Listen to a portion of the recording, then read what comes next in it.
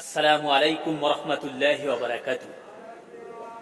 আপনি ইসলামী দল করেন, বহুদিন ধরে আপনি ইসলামী দল করছেন, কথা কাজের মিল নাই।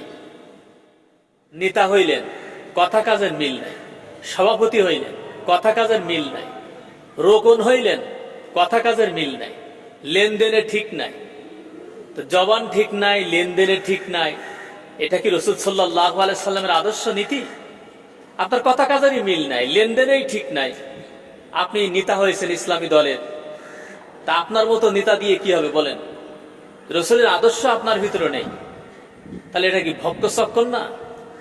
নীতি আদর্শ ঠিক থাকতে হবে, লেনদেন ঠিক থাকতে হবে। আপনাকে কল দিচ্ছে একজন মানুষ, 2 দিন ধরে খোঁজ নেই, আপনি রিসিভ করছেন না। 2 দিন পরে ভাই কি হয়েছে? এই হচ্ছে অবস্থা নেতাদের। ইসলামী দলের নেতাদের